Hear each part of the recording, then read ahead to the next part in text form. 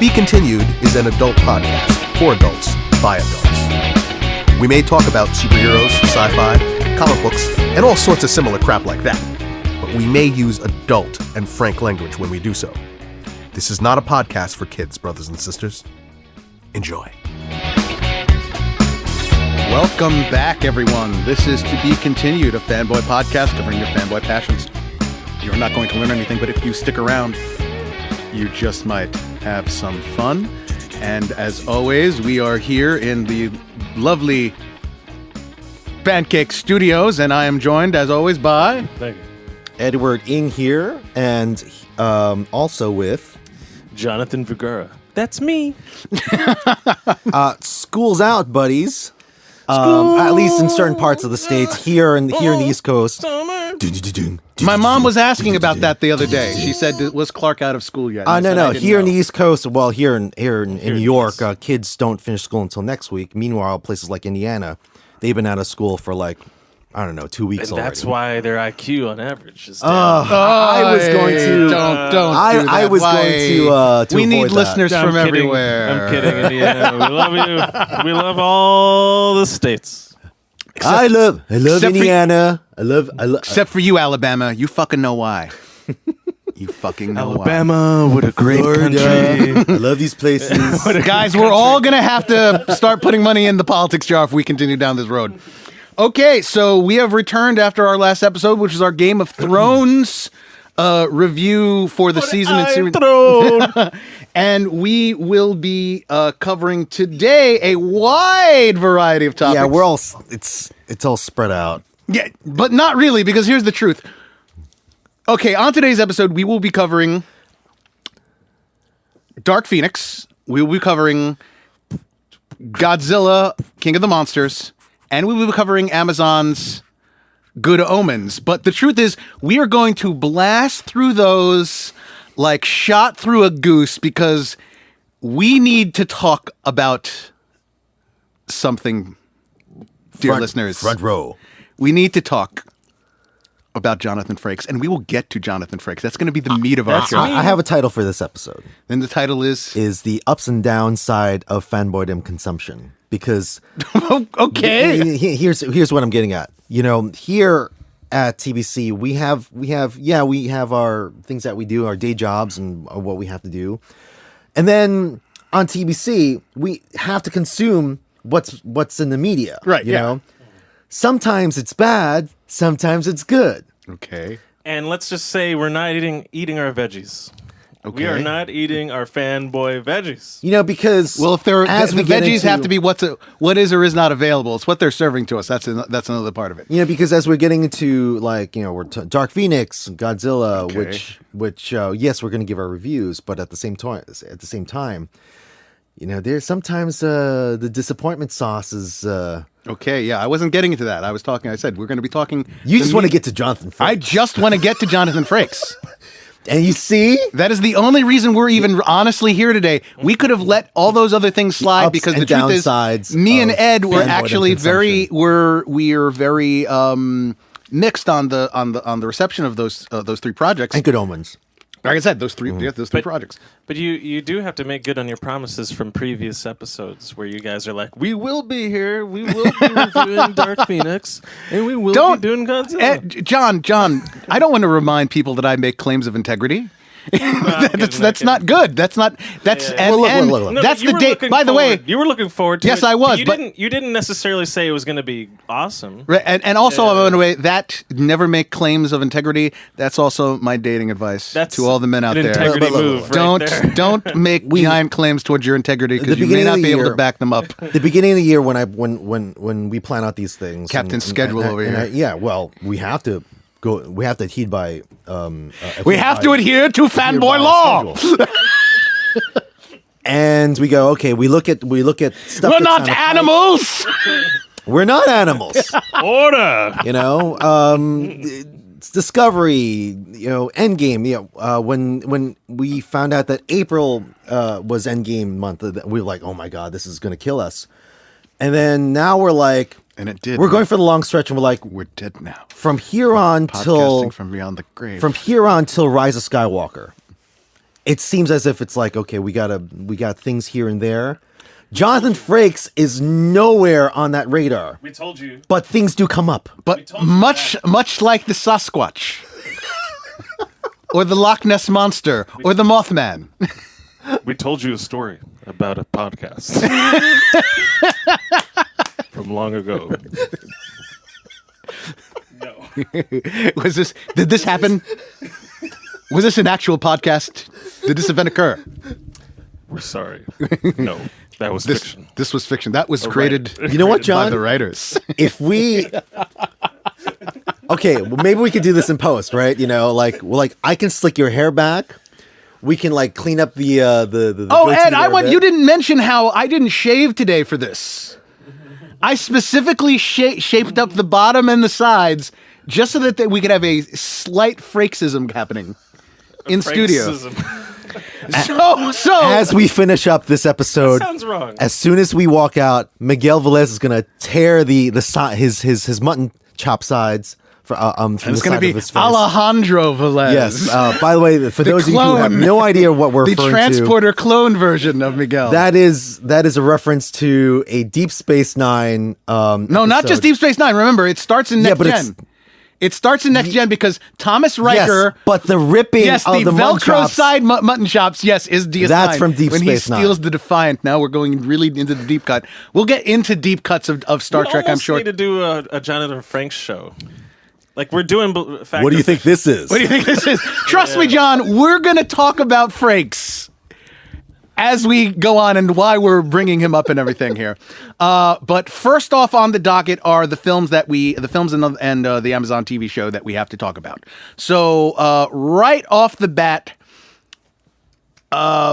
yes, we're getting to these things on a little late side, but the reaction to them hasn't been great, so who cares? So we just want to talk about, and that's never what I've considered the show to be about. I don't think it's necessarily about not being on the pulse. It's about having a conversation, good, bad, or indifferent about it. So as a conversation starter, let us talk about the last, it seems, of the official on-screen X-Men. Yes, New Mutants still has yet to be released under the Fox banner, but this is the movie, even though it's only called Dark Phoenix, notice it wasn't called X-Men Dark Phoenix, it was just called Dark Phoenix, that will feature the X-Men proper on the big screen, at least until Marvel Studios in many years' time gets around to reintroducing them to the public. Now, John, did you not see this? No. You didn't see it? Sorry. Okay. I do. Part of me wants to see it though, but now I'm going to be less reluctant, knowing the consensus. I don't know what your consensus. What did you see the last one? Or even before this? Apocalypse, right? Apocalypse. Yeah, I saw Apocalypse now. And how did you feel about that? I remember you saying it was cheesy. You thought it was cheesy. It did look a little Power Rangey, but it was cool. And what about Days of Future Past? Did you? Yeah. I saw. My favorite one was Logan of the recent right. X-Men. And now that being said, we've said on the show before, off the young X-Men, right? That Logan kind of kicks off the new X-Men, right? No. Kids It's a are whole running away, and they're not. kids... No, it's its own sorry. alternate thing. But here it was Apocalypse. That's when you brought in all the new cast members, the new Cyclops, the new Jean Grey. But you've established you've established on the show that you grew up with the cartoons, right? And that's the 90s, yeah. Right, and that's a big part of your life. Right. For you, that's X-Men. For guys like us, it's some of the classics, not the Golden Age stuff, but some of the more classic Chris Claremont stuff. We think of pre-Jim Lee. X-Men. Pre-Jim Lee, correct. We think we honestly Claremont's classic. Yeah, we think of that as so. And the Dark Phoenix story, which had been attempted to be adapted previously in X-Men 3: The Last Stand, is what this story is, trying to adapt. Or even going back to the very first. Is it the beginning? Yeah, no, Jean Grey dies in X2. X2. Okay. X2. Okay. So here we have this new version. The previous film had been directed by Bryan Singer, who was the original director of the first X-Men. Simon Kinberg is being brought in to write and direct this second one. Now, I'm going to tell you right off the bat that the sort of fanboy consensus that I've been able to glean online is not at all what my thoughts on the film are. But that doesn't mean that what I'm saying is some sort of ringing endorsement of it either. Online, they are tearing this film to shreds. Oh, it's the worst. It's horrible. It's the worst thing ever. As I always say, and I hate having to say this, and I hate having to repeat it. But they said the same thing about Batman versus Superman. That's the sort of and it was a little better than what over the top fanboy hyperbolic nonsense. Yeah. That, however, doesn't make this into some sort of unloved, cult classic it's going to turn out to be someday. That this is, it's not being lauded for the genius that is there. There's not that much there. It's essentially not bad, but it is very bland. Nothing in the film is necessarily terrible, but it doesn't sing. It reaches no highs either. Ed, your general take on the movie. Because it's bland. Right, yes. It's bad for me. Mm-hmm. Like a lot of the lines that Jessica Chastain, who is a phenomenal actress, right?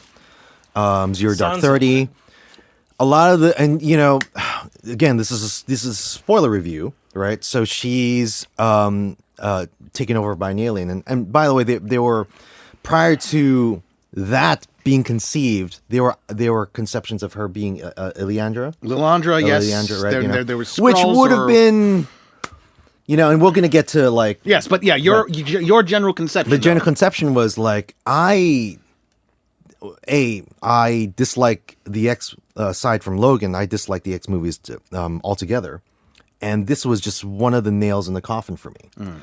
A lot of what I saw was just unlikable. Not for lack of the performances, that's the Sophie Turner.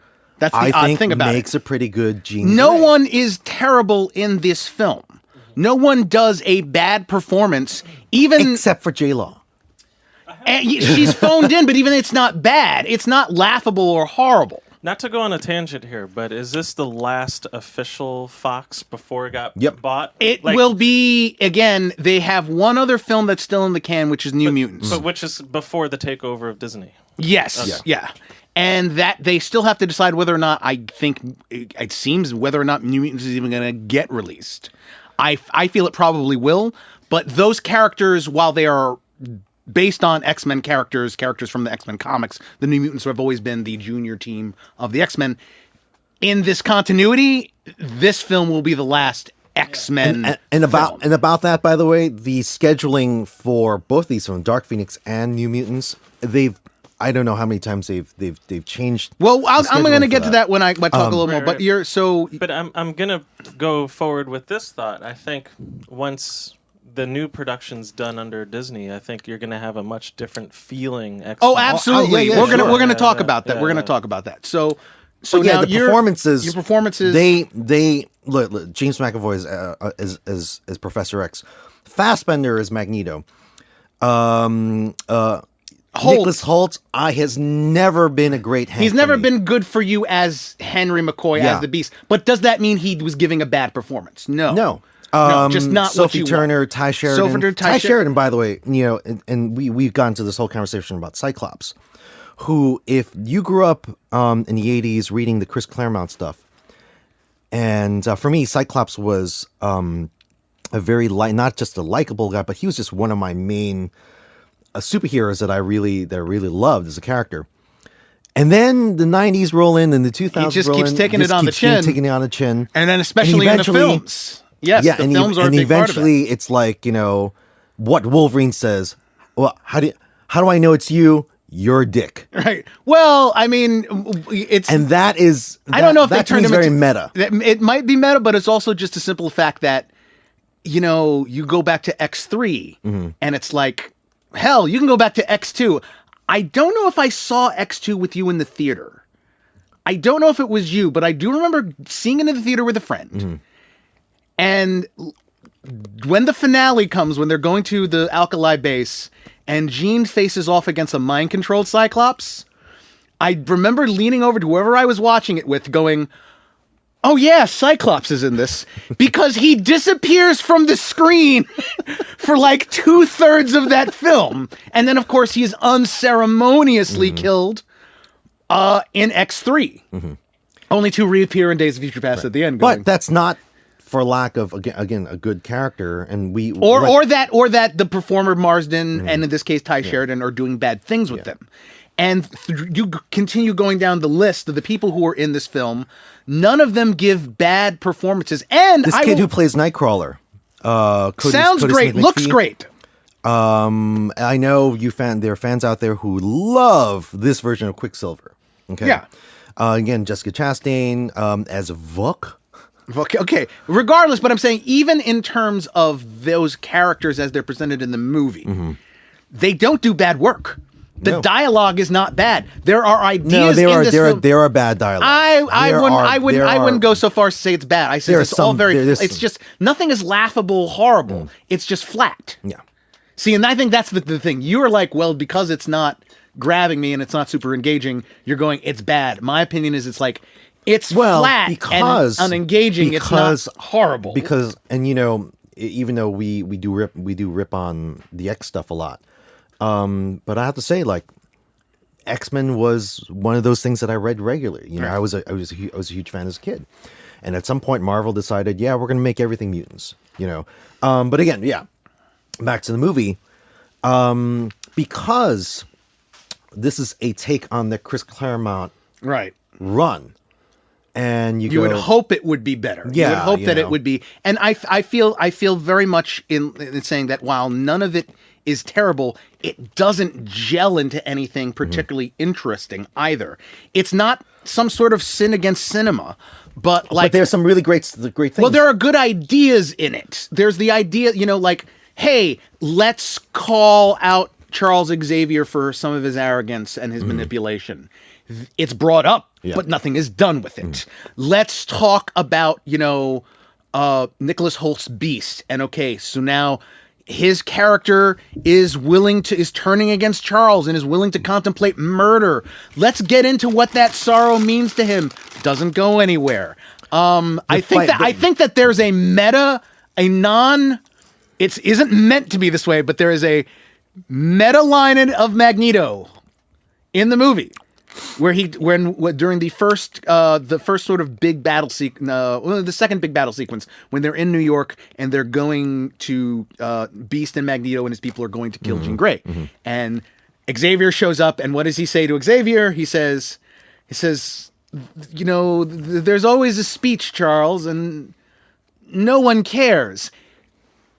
That's kind of what the movie kind of going like, I don't care about anything that's particularly happening. Stuff like Ty Sheridan's Cyclops, where it's like, oh, we're going to get into he'll do anything for Jean. But outside of him using his optic blasts in an action sequence, we don't get a sense of their connection. Right. Again, that doesn't mean that those things were horribly done. It just doesn't come together. You don't feel anything.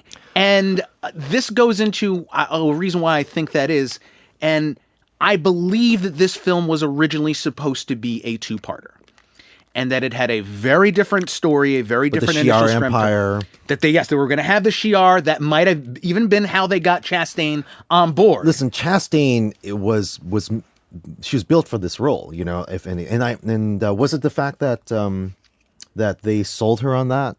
That she was sold. It was supposed to be a much meatier role, whether it was Lilandra or some Skrull Queen or whatever. It was a bigger thing than what it turned out. Because when she was cast, and I'm like, oh wow, I think I know where this is going. Right. Excuse me, but we don't get that in the end product at all. Yeah, and it feels like a film that, unfortunately, as this seems to be the case with a lot of studios, had its knees cut off from under it because a two-parter would have allowed you to expand all of these ideas, had more, and also when you have to rejigger something on the fly, that doesn't help with. From what I can tell, like I haven't seen the movie, but from the way you're describing it, it sounds like they introduce a lot of great ideas, but they can't get into it. And very rushed. There's no payoff. Yes, with a lot of rushingness. So is that an issue though, that it was caught in some sort of weird commercial cultural transition thing, you know, It where possibly could have been that. However, I still don't see how you couldn't stick to your guns if you were Fox and say, okay, fine, we're okay. So because the conception of this film, what the Marvel deal wasn't even in I think they were play in at the time. talks. They were in talks. It was like it had not yet occurred, business but lunches or whatever. even with that, I mean, there's also an issue, I think, with the inherency of the story. One of the big problems with Dark Phoenix in the popular imagination, I think, is that everyone just remembers Dark Phoenix. But everyone forgets that there is a part where she is powerful and she's a force for good and everything's working out okay. You need to have that as part of the story to get the tragedy of, oh, she's gone crazy now. And I remember even the cartoon, that saga was a long saga. Like, yeah, they covered many Right. episodes. You had to have you remember a lot that of from episodes. cartoon? Yeah. Can you imagine what comic book readers like us, like that was? It's been That arc was long. huge. It was epic years thing. of stuff. And even to then, like one of the last Phoenix things that I read was X-Men versus Avengers. Right. Which I loved. Which makes me wonder whether this will ever be brought into the MCU, because I would love to see that, but at the same time, Well, let's that really is beating a dead horse. let's get to horse. the postmortem. Get past Yeah. the postmortem of Dark Phoenix and talk about that. I do think that it does seem that they're going to give these X-Men characters a bit of a rest before they reintroduce them into the Marvel Universe, the MCU proper. And I do think that having gone to that well of Phoenix on the big screen already, I for sure, if they ever touch it, it won't be for a long time. And I'm happy about that because you know my what's my take on Jean Grey in general, whether in live action, cartoons, or comics. What does Miguel think of Jean Grey? You think that she's the dullest thing ever. There's an hysterical YouTube video of like Jean Grey being utterly useless, like super, like she's brought up as a super powerful character, but in every situation she's always been like, In the X-Men cartoon, she's always getting knocked out And or she's- a psychic backlash. in other or words- something. gotta watch it. in other words, Miguel, like she's not Kitty Pryde, she's not Emma, she's not. She's very ill-defined. Yeah. I don't think anyone can tell me anything Kitty about Pryde, her by the way, from the comic book outside perspective. of some kind of vagaries of, oh, she's the nurturer of the group. Well, that tells me nothing. How come, I don't know if this is like this in the movie or the comic books, but certainly on the cartoon, why is it that she seems like the most powerful character who always ends up being useless? No, look. Like supposedly With she's that like one character, super with that powerful. one character, and John, just so you know, with that one character, Jean Grey, they've spawned future versions, alternate versions of her, right? Her daughter, Rachel Summers, and you're like, Phoenix this of the White This is what you Crown. do. And that's symptomatic of what you just said. It's like, you know, a Jean Grey, adult character, very powerful. You got to do something with her, Yeah. you know. But outside of making her a You threat, killed her off, by the way. all right, and then or bring her back or later putting her on. in these That was- weird, crazy love triangle nonsense things and all the the amateur soap operatics. Yeah, you kind of feel bad for Logan. I'm not. Gene. I'm not. But I feel that I hope that what they do is going forward. And I've asked you, it's like pulling teeth to get the answer out of you many sometimes. times has But one- I've asked, Sorry. what is the what do you want to see in terms of the Marvel version of the X-Men? And my answer would be whether you race bend some of those characters or not, which I do think is in the mix. I think that you go with the original 5. I have an answer now. You okay? Oh, you have an answer. Well, let me finish. I think what you do is you go with the original 5. You race bend a few of them. I think Scott Summers could be something like Yes. Eskimo, Yes, we Native had a conversation American. about that. Right. I think that some of them you don't necessarily. I think Hank McCoy or any of them, Bobby Drake, you could race bend them. There's a lot of good drama that you can draw out from Scott Summers because he doesn't start out as a douchebag character. He's a very heroic character, but then ends up being a very tragic one because In the comics, in the comic yeah. books, he kills Professor X. Just so you know, He becomes, there's a portion where he's much more militant, and I think that you can do something with those characters. First off is actually develop the relationship between Xavier and his students, which we didn't really ever see in there was never a sequence of here is Xavier giving moral instruction to these kids. I think you can develop the Jean and Scott relationship, and I think you keep Wolverine the hell away from them as long as possible so that he doesn't suck away the oxygen in the room. Yeah. So have Wolverine solo movies before he joins the X-Men, but don't have him as in the mix until maybe the second or third film, if that. Okay, so this is what I'd like to see. And what you would do, sir. And first off is fluidity of these characters, which is why I brought up one of the things as a comic book reader that we loved of recent, which is X-Men versus Avengers, or Avengers versus X-Men, where one of my favorite characters of all time, comic book characters, is Hank McCoy. And it wasn't Hank McCoy of the X-Men; it was Hank McCoy of the Avengers. And people don't. A lot of younger kids don't really realize that there's a whole run of Silver Age, in the 80s where Hank McCoy, late Bronze Age, yeah. Where him and Wonder Man Scott Williams, those are really, that's some really great reads. You just want to bring the red safari jacket back. Yeah. And I know you want to see it too. I would adore seeing a live action. But Beast can you Wonder Man. imagine that an MCU where we get to see the banters, and this is where Nicholas So what do you mean by fluidity? Where they're able to move around the MCU and it's not just about X stuff, right? Because the X stuff is very, at this point, it's really beating a dead horse. The over soap opera. Yeah, it's like the past, future, because past. To echo Magneto, there's always a speech. Yeah. But no, who cares anymore? Who cares? Right. I hear you. Secondly, back to Cyclops. What do I want to see with Cyclops? One of the joys I've had in my childhood was reading the indexes of these characters and reading Cyclops's fictional biography, his background. What is he really in the Marvel Universe? He's the Captain America of mutants. Yeah, that's what he should be.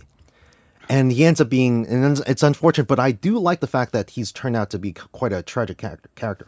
I want to see that. And you can do that with some of the other characters as well. Kitty Pryde is another thing that I'd love to see them tackle that and capitalize on. I've tried to sell this on you when we first met. Spider-Man and His Amazing Friends. You want to see Iceman and Firestar with Tom Holland? If that happens, Miguel, I'll eat a shoe. You will eat a shoe, and you will bow down to my precog powers. I'm not saying that I wouldn't like it. John, this is what I said to him when we sort of first became friends. I said, "Can you imagine, Miguel, that we're gonna see?" And this is an '80s cartoon, Spider-Man and His Amazing Friends, with Iceman and Firestar. Both mutants, by the way. Firestar, which was created for the cartoons, which became pretty popular. Retroactively put into the comics. Right. Nice. And I said, can you imagine, Miguel? This summer. Go for it was their battle cry. That was their battle cry. Go for it. And I said, and if that happens, you will bow before my precognition. I will bow before your precognition ability if Kevin Feige wakes up in a tither one day. But that's what I mean by fluidity, is like there's like seeing them sort of peppered throughout, which might be a good way to bring them into the fold, because the X-Men are their own thing almost, right? As big as the Avengers. And how did they introduce the Avengers? They gave them solo films and built up to them, and then did the piecemeal. Now, could that be a way you get the X-Men in there, where you do I don't know, let's say there's some hint of Logan in the Black Widow film. Probably not, but I'm just saying as an example, if you do something like that. Though I do think that we're a ways away from that, because I think they're going to tackle the Fantastic Four before we get to the X-Men. And I think that is the way to go, because I think the general audience needs a little bit of a breather from these Fox films to then build up that anticipation. And I think they'll get Fantastic Four first, after these next about 5 years of films that we're getting from. Do you think we're going to get an MCU where mutanthood is going to be established, just like in the comic books at some point? I think you know what, there's always no longer miracles anymore. There's always been that tension, even in regular Marvel comic books, where some fans have always said this doesn't make sense. Why is there bigotry against the mutants, and yet the Avengers and other characters are celebrated? And I've always said, that's how bigotry works. It's not rational. It is not. There is not supposed to be this sort of thing like saying like, well, why is it that the Fantastic Four are okay and celebrated, but the X-Men are looked at? It's because bigotry, racism isn't rational. It doesn't make any sense. The only thing that is somewhat rational about people's fear of mutants is that, yes, mutants are powerful and they can do things that other people can't. And there are way, way more of them. Just not that all of them are superheroes or supervillains, but just as in the general population, we're talking about hundreds, possibly thousands that in any given place that bullets can't stop some of them. Their stray thoughts can atomize whole neighborhoods. And there is a certain rationality, but in terms of why isn't that applied to the Avengers or the Fantastic Four or other characters? It's because it's not. It's because it is stoked. It's a metaphor of racism and, people, trying to put blame and use fear to manipulate the public for their own ends, yada, yada, yada. I think that's something to be said about the transition from the Golden Age stuff into the Silver Age, the Chris Claremont Silver Age stuff, right? The Golden Age having that Stanley, everyone's white, the original five, right? Yeah, right. And you go, okay, what's so bad? I mean, aside from Hank McCoy having really big feet, what's so revolutionary, alienating about that? But then you go into the Chris Claremont stuff where Wolverine gets introduced. You have Nightcrawler. My God, Nightcrawler is perhaps this tragic character. He's one of my favorites. I'm not into that, but you want to talk about racism. Yeah. You look at him and you go. His initial introduction is literally a lynching. Mm-hmm. There's a lynching that's going to happen to him, and Xavier comes in and stops it. Right. I hope that they do. That's so baked into the X-Men, the social commentary stuff that I would hope that they don't put that in the back end, because let's not pretend the Fox films did touch on that. It has been part of that. But I don't think we have anything more to say about Dark Phoenix. They're the future, Charles. Not them. Not them. We and the past. We will go into our next project, which was the Warner Brothers Godzilla King of the Monsters, which had come out now. I was a big booster of this film leading up to it because I really wanted to see him. I cannot pretend to be the Godzilla expert, but Godzilla was a very big part of my childhood. And now you get to eat craw. Craw? Craw? Craw. Craw. Craw. That's what you said. Yes. But no, I'm not going to pretend to be a gigantic Godzilla fan. Shout out to Roose Bolton of the Superhero Hype. Who is my your spirit my Godzilla my Godzilla sensei, if you will. But I'm not going to pretend that the post sort of 70s film, basically what they call the Heisei era Godzilla films post 1984, were my jam. I watched them out of a sense of that nostalgia I had from the films I liked when I was a kid.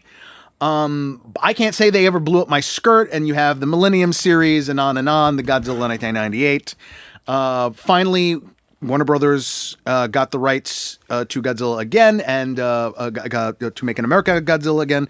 We had the 2014 version, which was directed by Gareth Edwards. Mentally, by the way, you're wearing a dunce cap in my head right now. Okay, anywho. I'll tell you why. Why, yes. Because when this was all scheduled in, I'm going to watch, and this is with your booming voice, your trepidatious booming voice. No, we are going to do Godzilla King of the Monsters. And you were addressing that to me. This is non-kaiju fan. This is like Prime Minister's question time over there. Good sir, did you or did you not say? Godzilla, king of the monsters, We're would in be... Parliament right now. I'm on the other side of the. No. Our prime minister made a grave mistake. Speaker Vergara, we have on the other side a fraud. This man does not know kaiju. And it's very convenient that the prime minister is best friends with the treasurer. So, but I was very excited. I did not hate the 2014 Gareth Edwards film, but I totally understand why someone would not. It has a lot of issues. And I had hoped that after Kong Skull Island that those issues for Godzilla had kind of been solved. Which I loved. Kong Skull Island. Right, yeah, and there, I do think that Nick Fury's in it, right? more because John C. Reilly is in it. I think. Well, the whole entire Marvel MCU is in that. If you think Godzilla. about it, It got it's Captain Marvel, doing it's in got here? Fury, it's got Loki. Yeah, it's an MCU all-star cast. But I had thought that what they had done in Skull Island would portend what this film would be. And I do think there is a lot of stuff that they learned on Skull Island, which was applied here. There is a big glaring issue that does bring the film down. Now, I am still pretty positive about this film, but I can't deny that it has this one huge, gigantic flaw in it. And I'm going to tell you, give you my take after. So Ed, I got you to watch it. You watched it. You were not at all positive on this film. I would say a little over the top negative on it. One of the first things I told you. Hold on. I think we all forgot something here. Sorry to cut you off, but you'll tell us your reviews right after this break. Ed, we were over your place the other day, and you were having some work done down there in the basement, right? Yeah, so I've got a basement.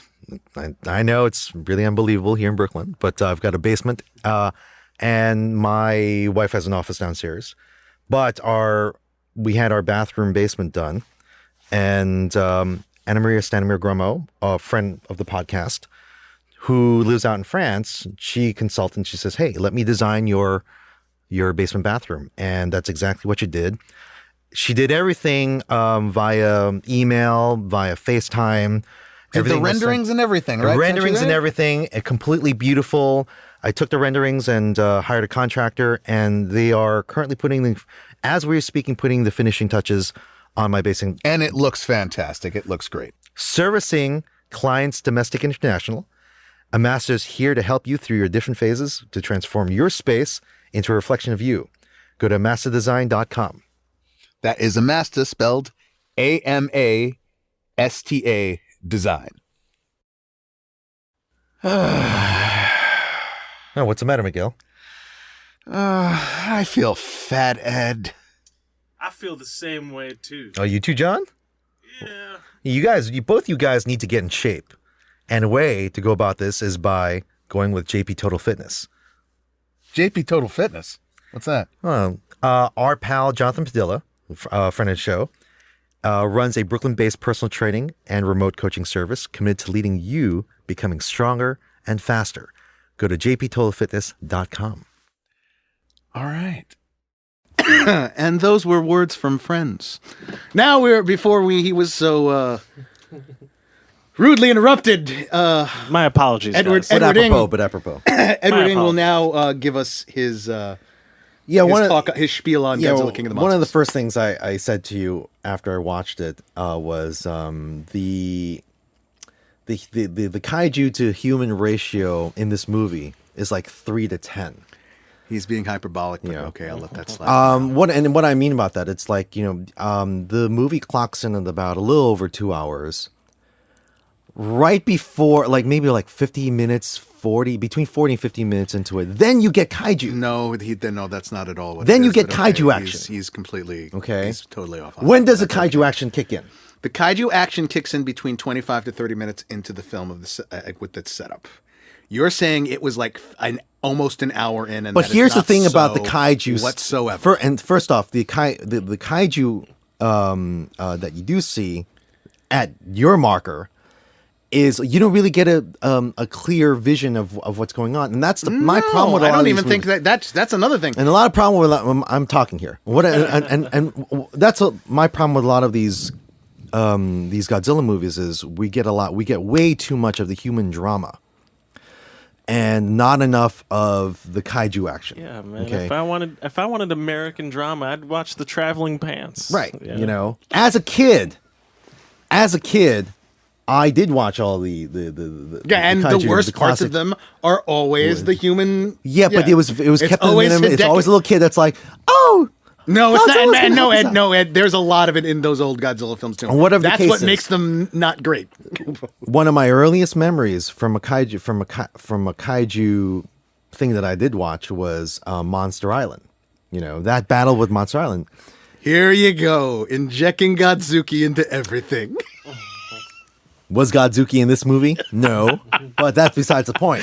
Automatic failure. Rodan. I mean, that's basically what I was praying for after watching the last Gareth Edwards movie. Pray for Godzuki. You know, because that's times. all that we want. That's all we want to see. That's all I want to see. Okay, so But here you have a very big chunk. Okay, fine. A very big chunk of this movie involves around the setup and the conversation and what Monarch is and what they do, and Charles Dance, and he's a eco-terrorist. I'm like, fine. You know, go read the Wikipedia on this. You can't. It's really hard to follow. Okay. And it's like, okay. Vera Farmiga, Mark's ex-wife, Madison's mother, renegade paleobiologist in league with eco-terrorists. I mean, it just goes on and on and on. Give me kaiju. Okay, For Pete's all right. sake. All right. Do you have anything else to add? What? Do you have anything else to add? I'll inject it when Okay. upon what First you say. off, I will say that I believe the issue with this film is not that there are too many people. No, it's not that there's the human element overwhelms anything. Which it That does. would have been good if it had overwhelmed anything.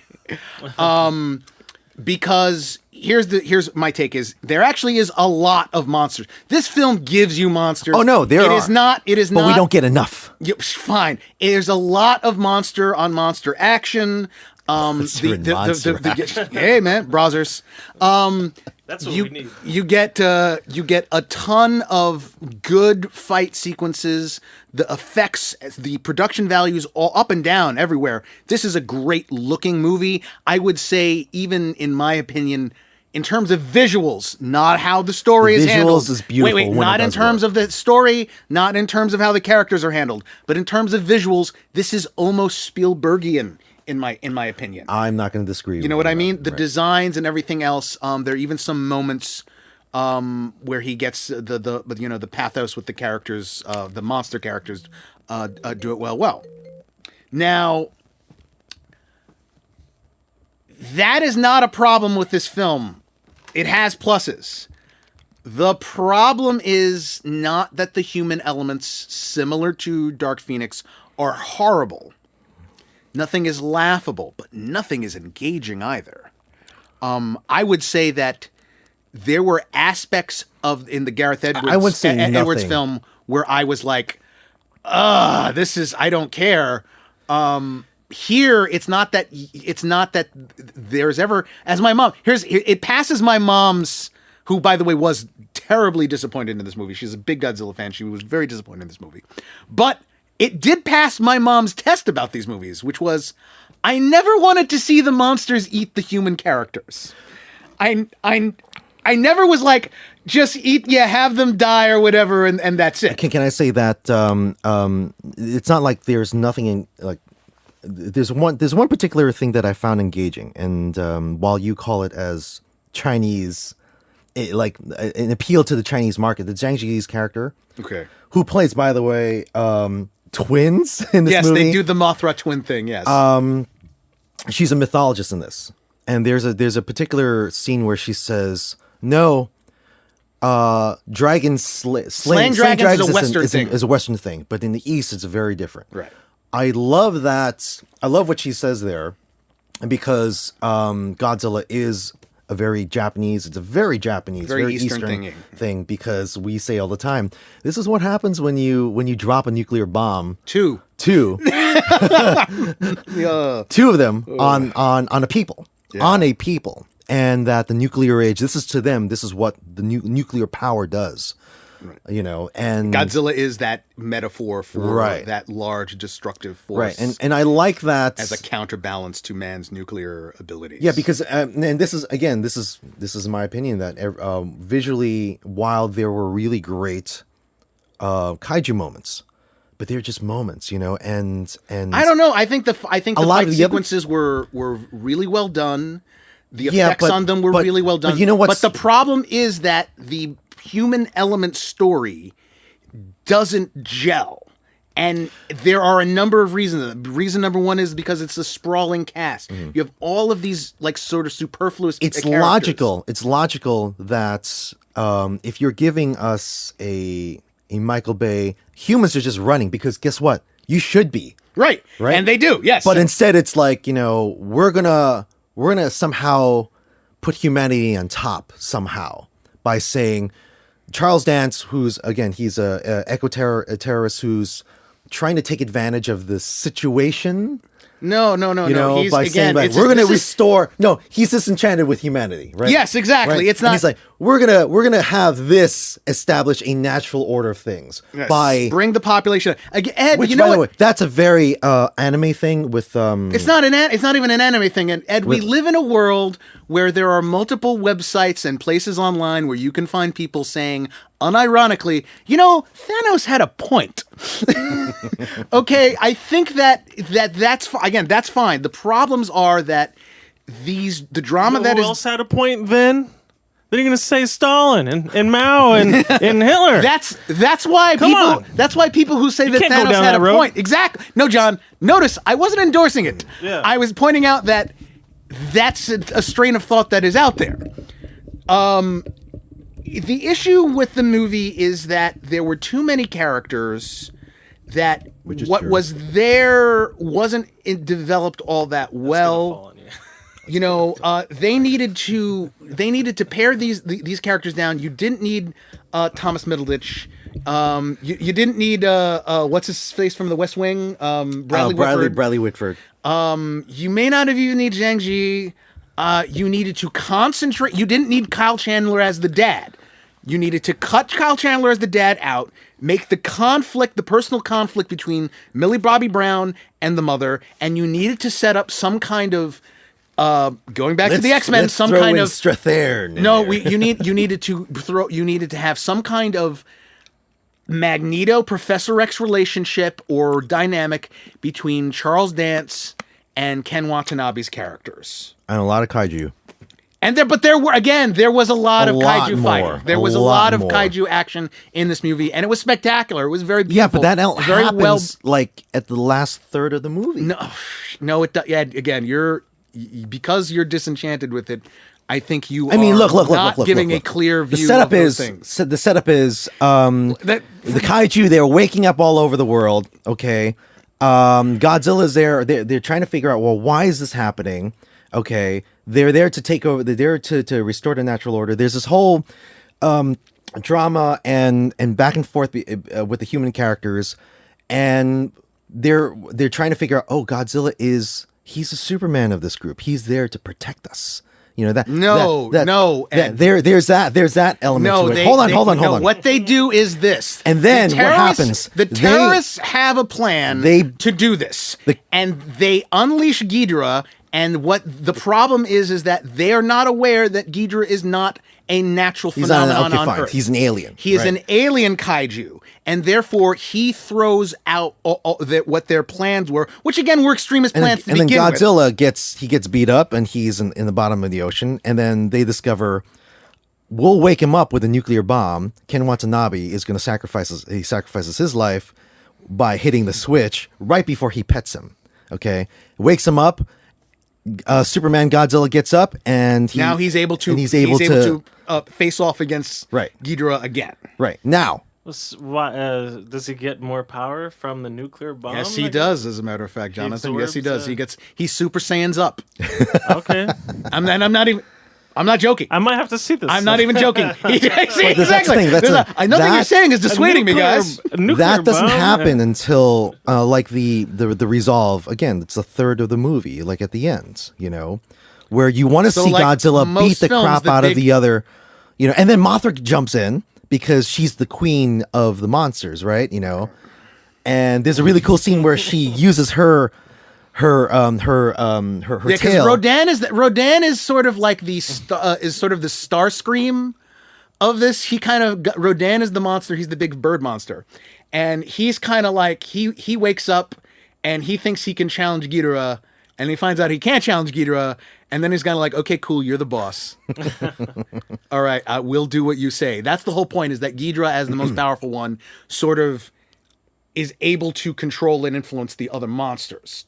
And especially after him and Godzilla get into a fight, which wasn't decisive anyway, because it's the humans who fuck up that fight for Godzilla's part.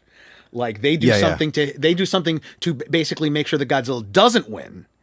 And then Godzilla is injured because of it. And then, Ghidorah is just romping and stomping. And then they're like, well, the only other one we've got that can challenge him is Godzilla, but he's injured. It could take him years under the circumstances he's in to get back into fighting shape, and that's when they do the whole last ditch effort nuclear bomb thing. But look again. Again, of course, describe it. It sounds pretty funny and like spectacular. Well, look, it has a very line. We injured him, so we set off a nuclear bomb to help him. It has a very line. Right, which is again, that's cool and fine. Here is the problem. The problem is that the human drama stuff that you have to endure between it isn't necessarily like, oh, this is horrible, but it's just, you're kind of like, okay. You're like, fast forward. That is the problem. And not fast forwarding because you're going like, this dialogue is terrible or this characterization. It's just like, it's very bland. It doesn't get any of your juices rolling. It doesn't ignite your imagination. The dialogue is not bad, but it's not memorable either. Now look, there's a Lion King ending where Godzilla's up on top, and all the other kaiju, they bow to him. Okay, because that's what it's all about. Again, that's what it's all about. That's what it's all about. The fact that Ghidorah is not to this world; he came from somewhere else, and he's not part of the natural order. And even with the terrorists wanting to restore the balance using the monsters, Ghidorah is the X factor in that. He shouldn't have been there in the first place, and so therefore Godzilla the wolves are following the alpha the alpha of the pack, dog, exactly. Right. So ironic because of course Tywin Lannister in that film. Now, where I would like to see it going forward is I hope that they can somehow regroup with the Kong versus Godzilla thing. I can tell you.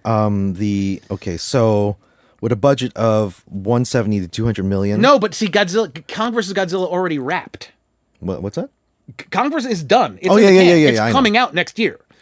There is no sort of like, we're not going to make it. It's done. It's made. So this director, Michael Dougherty, this is his first film. No, it's not. It's not? No, yeah.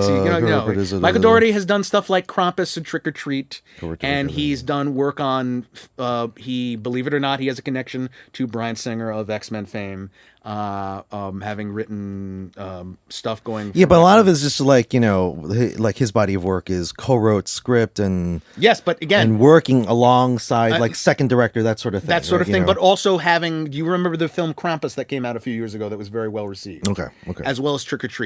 It's one of those cases of he did very good horror films that got a good. Well, the point I'm getting at, which seems to be a trend these days. And then they gave him a big budget. The point I'm getting at, he's getting slammed. And again, I'm not slammed. I don't think he should be slammed.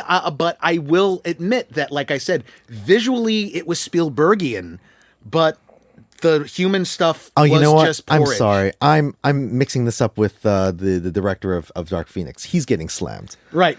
Okay. Whatever. Kinberg is getting slammed. Kinberg is getting slammed. Okay. That happens a lot, Ed. I'm sick. What can I say? Okay. I've got a cold. Anywho, so I just would hope that they can regroup for Kong versus Godzilla and make something compelling there. Yeah, about that, because that was one of the questions when you first saw it, and I go, so how do they introduce Kong into this? And then one of the first things you brought up was like, Godzilla is just way, like in terms of size. Yes. How is that gonna like? But the key point is that Kong Skull Island takes place in the 70s. And they kind of explicitly state that version of Kong he's in his adolescent phase. So we're gonna get like So Kong is gonna Kong has six- had 40 plus years to grow. 10 times the size of that. It's not 10 times, but it is. He's gonna be able to. The Rock is gonna be in that. Be into three. He's gonna be 3 or 4 times larger than he was in Skull Island.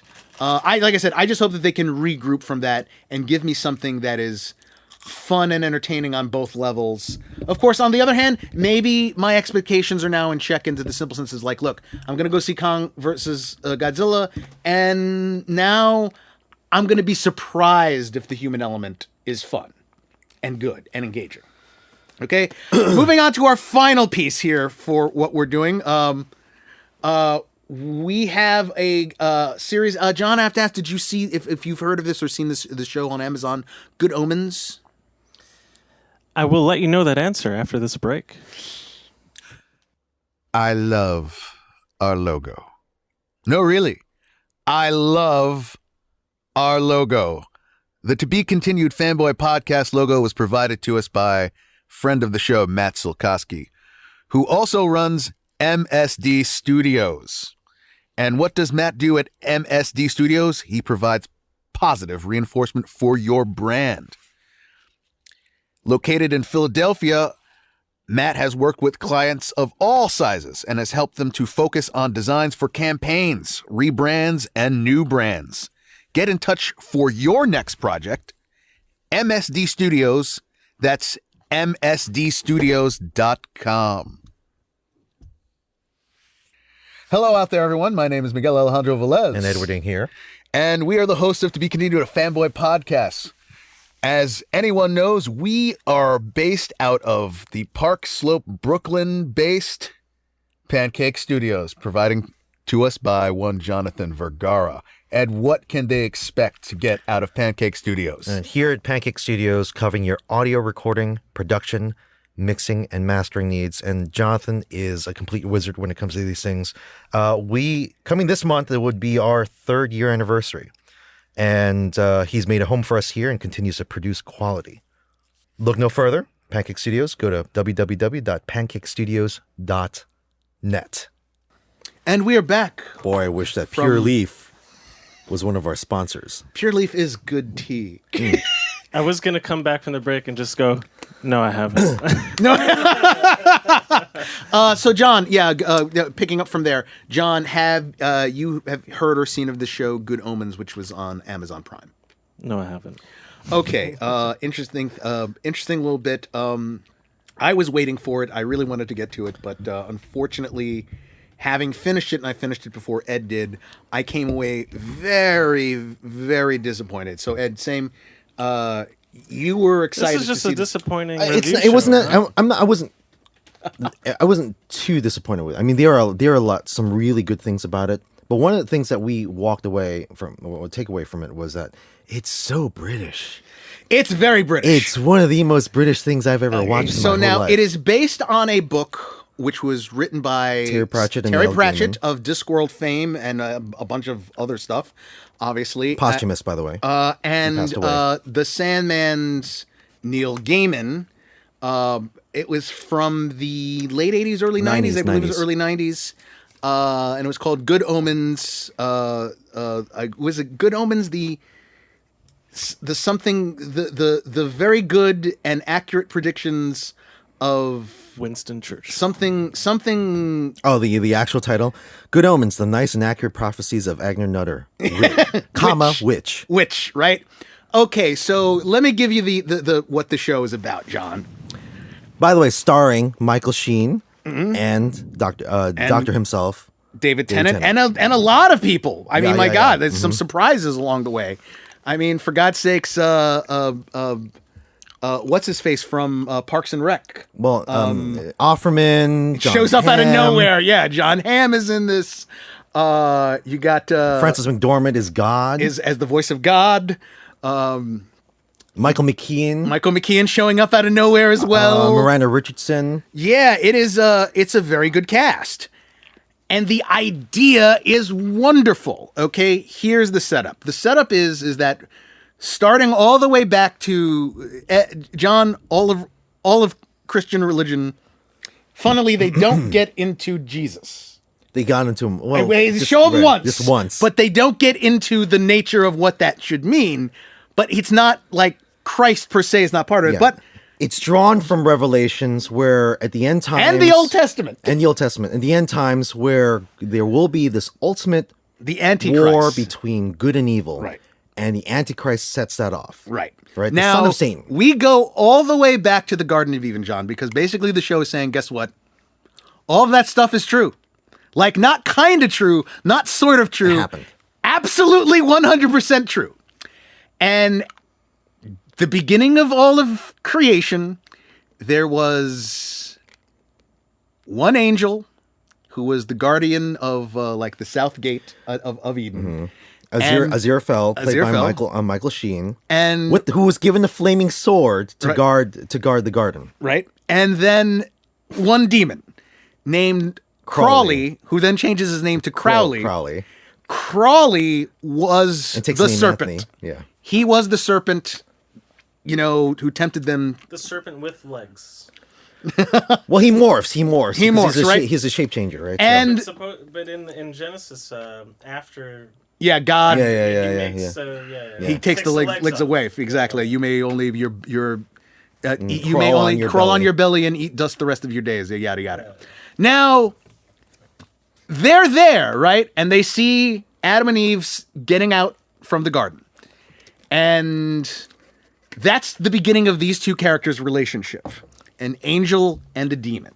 And throughout history, these guys just keep bumping into one another at various points, some key, some just, low key moments in history, right? And they can't help but make wagers. They're No, just like- that's the thing. It's more. There are no this- wagers. It's just like they sometimes they hang out, sometimes they bicker.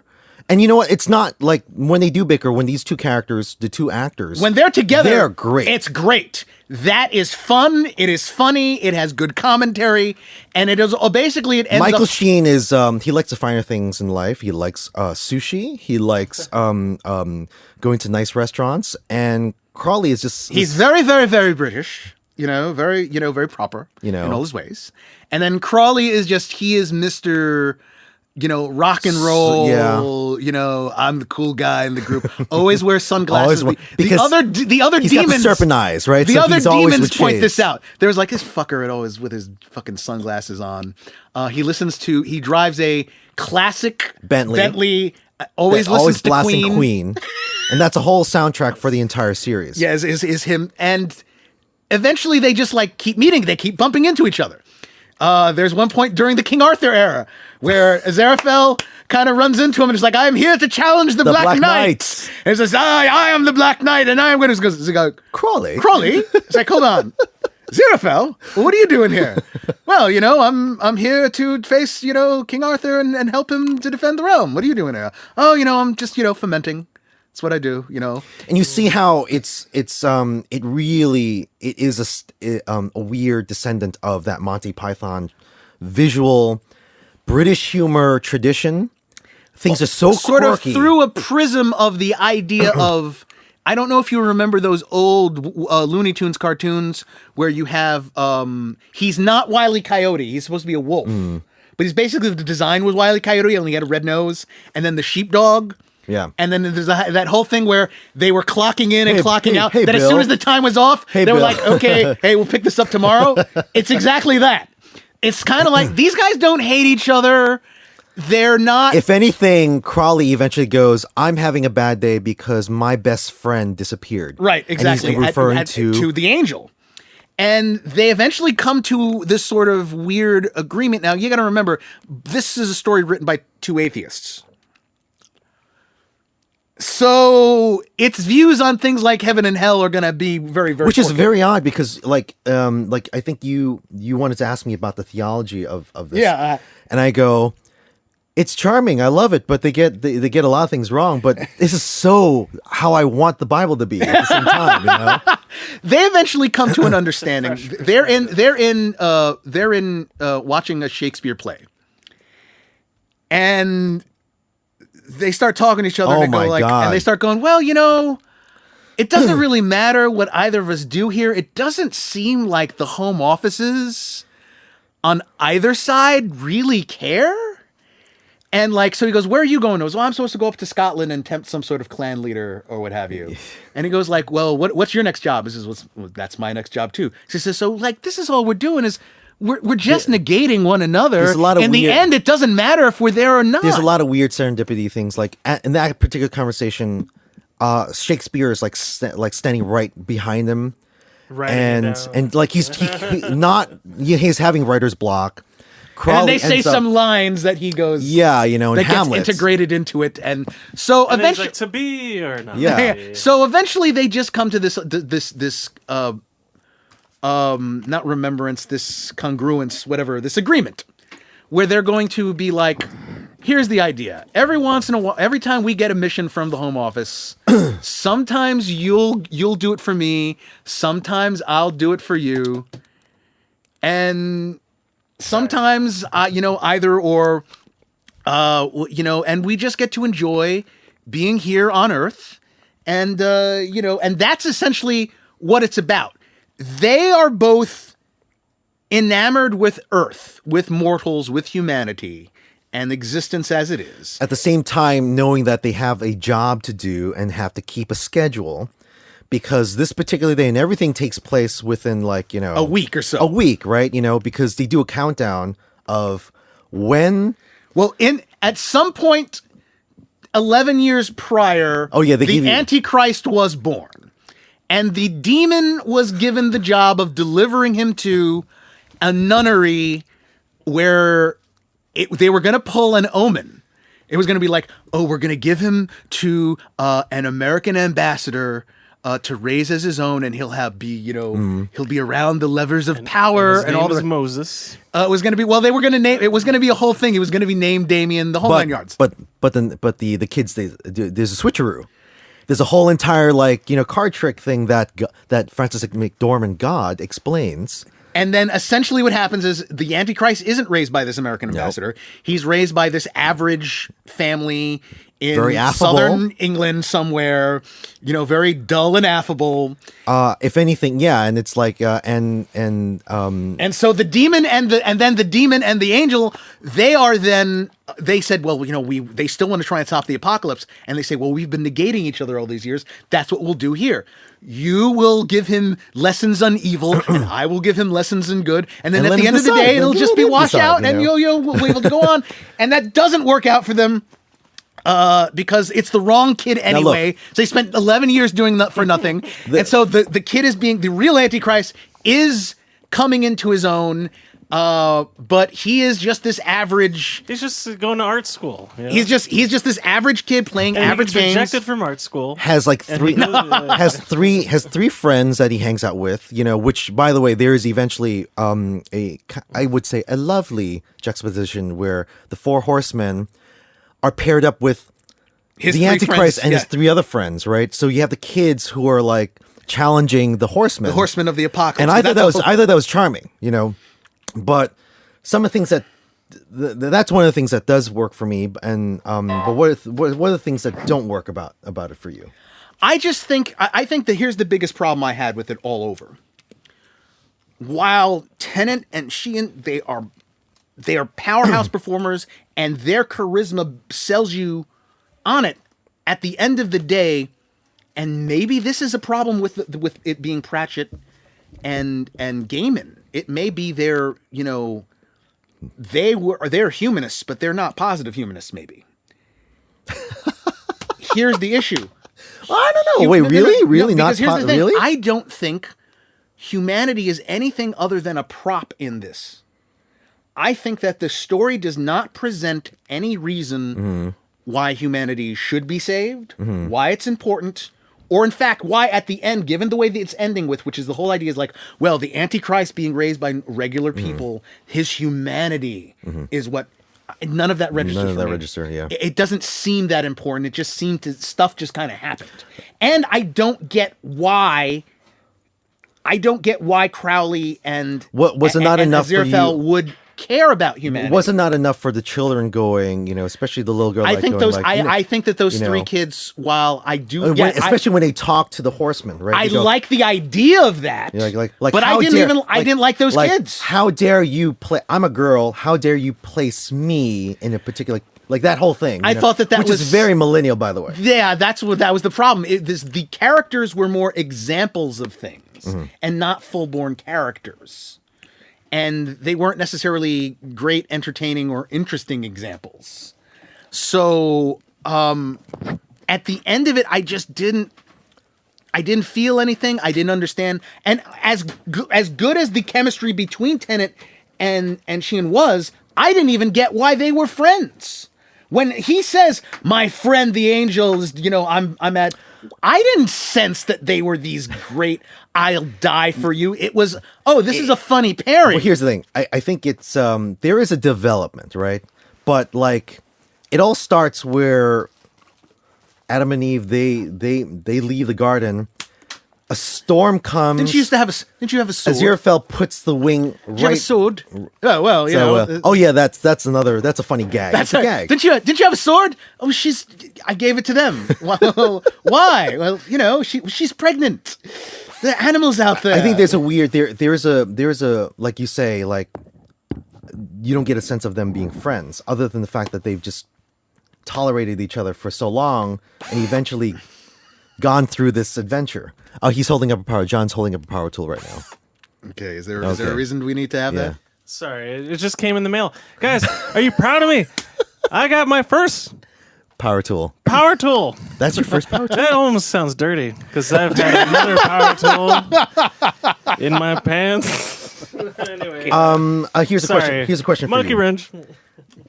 What are Not a monkey. Now you've moved on. You've moved beyond monkey wrenches to power drills. You're upping the game. We're gonna now refer to it. You just evolved. We're now referring to it as power drills. You just Pokemon evolved. From now on, whenever you throw in something, it's gonna be he's power drilling again. He's power drilling. There he goes. There he is, right? Literally. We may ask you to record that sound, and then inject it into the.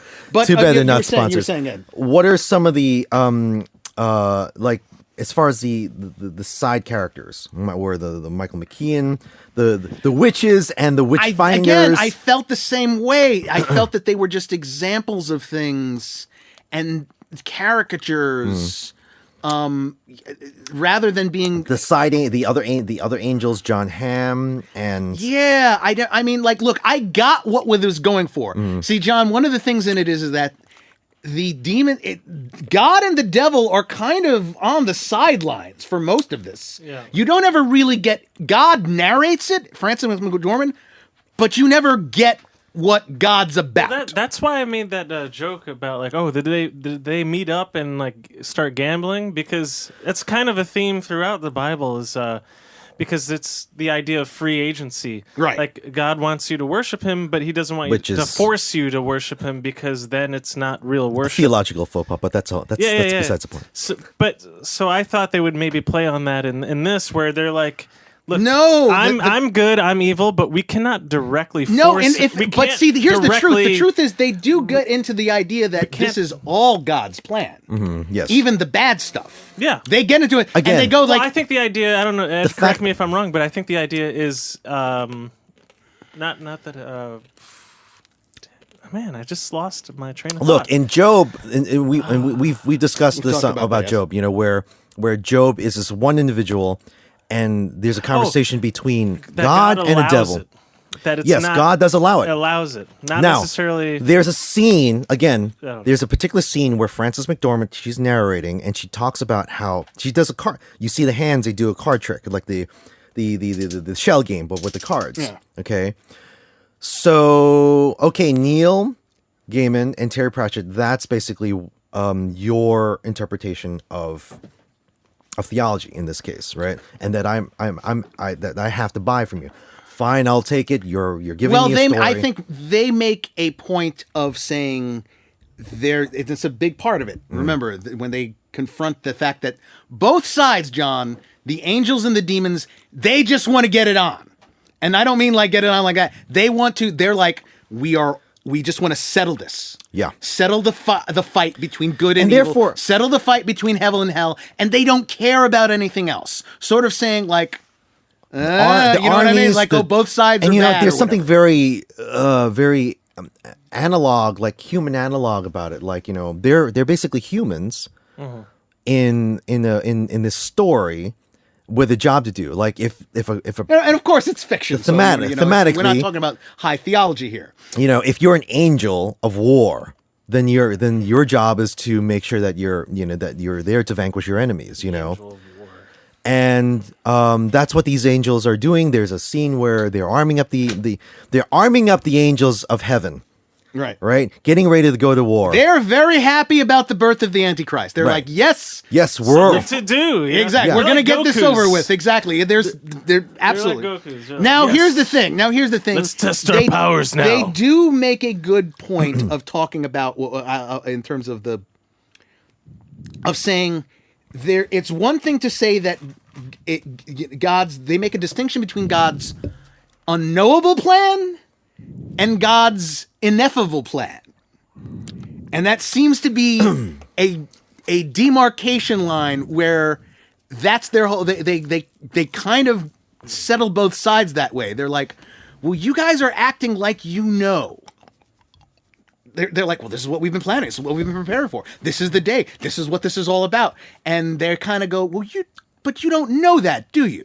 Even the angels do not have absolute knowledge of God's No one has intent, absolute knowledge, yeah, right? yeah, yeah. And so they're like, but you don't know that. You're going about this as though you are 100% sure. And it's really weird. Like Francis McDormand never interacts with these characters, right? If anything, very frustrating on my part. yeah. So they get instead Derek Jacobi as the voice of God. That Metatron. And who interacts with the characters? Who interacts with Aziraphale, Michael Sheen? And it's like, can I talk to God? You are talking to God. It's like, no. No, really, to God, I'm the voice of God in all ways and things. And I said, but that's not the same thing. You're kind of the spokesman of God. I need to really kick this up to the highest level. You're So Sarah Huckabee Sanders. to God, yeah, pretty much. I just think overall it was for me was very lackluster, and I didn't think it delivered on the laughs it should have. I don't think it delivered on the drama and characterization. Yeah, there's it nothing should that have. really had me in stitches rolling on the floor. I Yeah. mean, there are a whole lot of charming moments. Yeah, but that's at the same time, charming, not. it fizzles out. Like the ending, you felt like it fizzled. We made a comment about Michael McKean. Like you felt that his performance was like a little bit too. Well, I think that Because Miranda Richardson, she's an awesome performer. Because she's American, and you don't realize that because she's that good of an actress. Michael McKean of Spinal Tap, by the way, he's a genius. I think I was going like, but he's doing this weird Scottishness to it. Like yeah. I kind of feel that he kind of stuck out because everyone else in the cast has their UK residents, and it's fine. It's fine when him and Chris Guest and Harry Shearer are together. They don't actually, they only had one other guy there who was an actual, Englishman. Here it's the whole cast, and it's like, well, now I can really see you're really an American guy just doing a put on accent. Regardless, I felt the same way. It was like, not terrible, but my wife was looking forward to it, and she got really ticked at me. She's like, "You watched it before I did." I'm like, "Yeah, I got a show to do, and you're watching other things." the Great British Bake Off. So she finished it because it was a breeze. Oh, what did she feel? What did Jen think? Again, like we don't talk about it after the fact. Now, will there be a season 2? I think there is a setup for season 2. Will we see one? I don't know. Yeah, I think that the other part is that there was they followed through on the book. And Pratchett died. There was plans for a sequel, but they never did that. And Gaiman, in fact, said he had taken elements that were supposed to be in the sequel that was never completed and put them into this series. So I don't think there's anything to get back to. It's funny even to be how the project. Now this is what I read, that the project was conceived like this: like Pratchett died, Gaiman didn't want to do it. And then he receives a letter posthumously after the fact, where Pratchett tells him, "No, you gotta follow. This project has to follow through. Make this happen."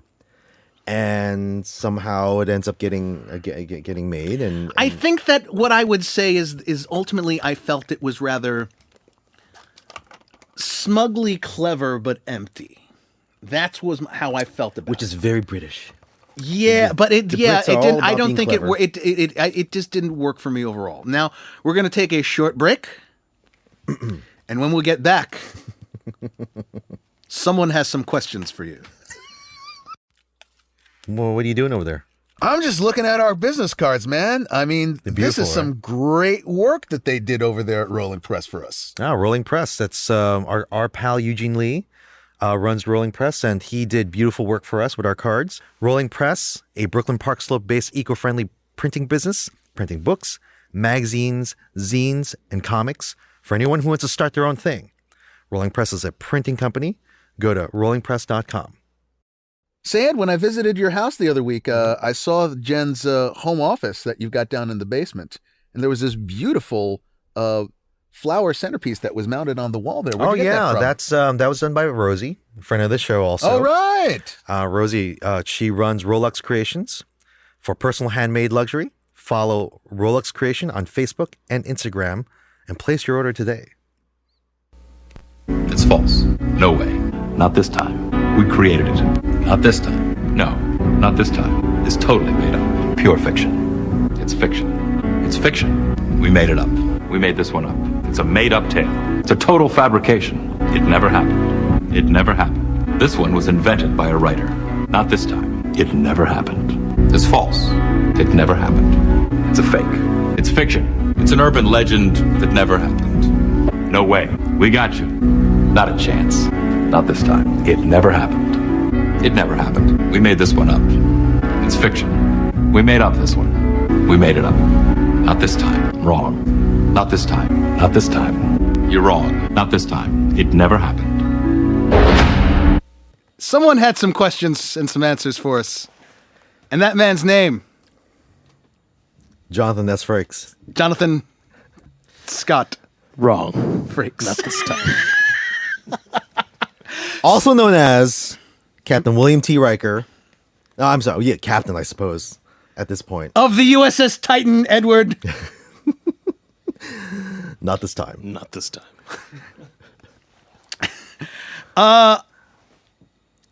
This is what I really wanted to get to on today's show. Ed and I are gigantic Trek fans. We are huge fans of Star Trek: The Next Generation. Yes. You're right. You're right.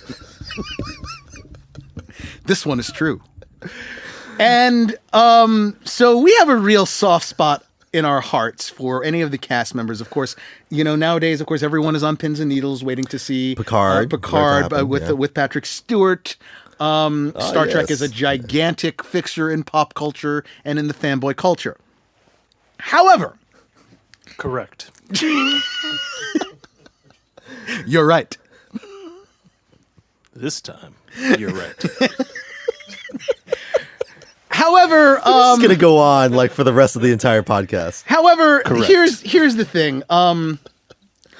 In recent months, like the last 2 months, another project that another member of the Star Trek: The Next Generation family did has sort of bubbled back up into the pop culture consciousness, at least online, and has been the generator of memes and of YouTube videos. And I am talking about Jonathan Frakes and his stint as the host from season 2 to season 4 of Beyond Belief. Fact Fact or fiction. or fiction. Correct. You decide. You decide. Now, this was a show that Tonight, your challenge is to separate what is true and what is false. 5 stories, some real, some fake. Can you judge which is fact, which is fiction? To find out, you must enter a world, both truth and deception. False. A world that is beyond belief. Now you have a different intro. Now, yes, that was like the Dead wrong. season 3 intro. Now, ladies and gentlemen, I'm going to read you the intro of the original season, as it was read by Don LaFontaine, who was Mr. Trailer from the 80s and 90s. In a world. He's the In a World guy. He's the deep voice trailer dude. of the classic era. Now, this was a show on Fox. We decided that it was within the By the way, paranormal mystery. you can watch all this. reenactment show. You can watch all of this for free on the internet. on especially on IMDb Amazon. offers it for free. You can see it on All right. Amazon. It is available, and when you do, you will hear the intonations of Don LaFontaine that go a little something like this: "Beyond belief, fact, or fiction." Hosted by Jonathan Frakes. We live in a world where the real and unreal live side by side, where substance is disguised as illusion, and the only explanations are unexplainable. Can you separate truth from fantasy? To do so, you must break through the web of your experience and open your mind to things beyond belief. Okay, can I have that? Can I have Yes, now, All right, now that's me putting some mustard on the ball there. Ed will read it now, and you tell me if I'm a this does not non-actor. sound Non-actor. if Is this thing on? Is just as just doing it as plainly as possible. Tell me this does not sound like the pitch from a cult. We live in a world where the real and unreal live side by side, where substance is disguised as illusion, and only explanations are unexplainable. Can you separate truth from fantasy? To do so, you must break through the web of your experience and open your mind to things beyond belief. False. Beyond belief. Now, again, look at that one, especially in the middle. And the only explanations are unexplainable. So just throw empiricism right out the window. Don't even try In to other words, explain anything. The show basically says it's up to you. It's up to you. All right, Except, of course, that Frakes positions himself as the ultimate arbiter of truth at the end of every episode. Here's the deal. This show was one of in the vein of shows like Unsolved Mysteries, which are hosted by Robert Stack, and let me tell you, that's a guy that knew how to do it right. Yeah. Join me. On Unsolved Mysteries, Robert Stack actually did good in the world. Lorraine was only 23 years old when she met Matt at a laundromat.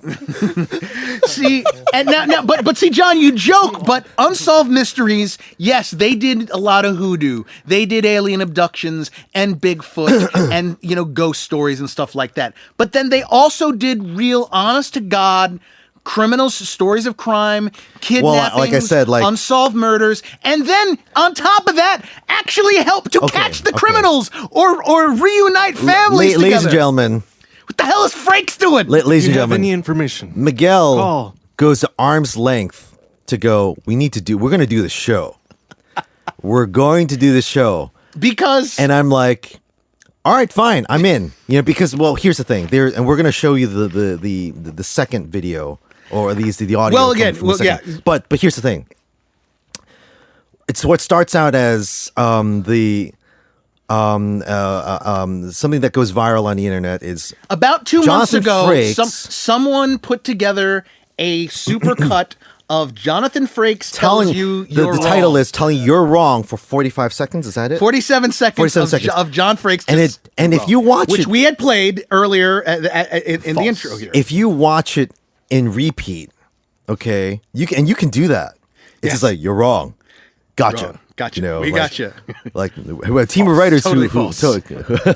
This one was invented by the writers. You're wrong. this whole thing ruined us. By the Totally way, wrong. for the past 2 months, that's all we've been Well, texting each yes, other. we started doing it, and then we slowly got out of it because that was all we were doing. We were texting back each other, just quoting this, or that would be our answer to everything. So hey, Miguel, are we gonna do the Dark Phoenix show? Not a chance. No way.